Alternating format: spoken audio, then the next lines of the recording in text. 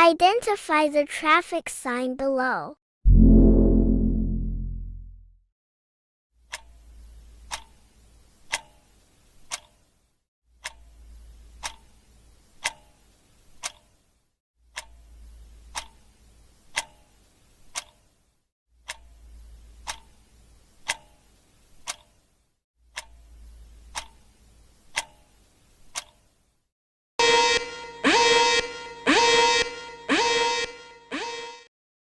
The answer is, the reverse turn horizontal alignment warning sign is used to advise motorists of a change in the roadway alignment.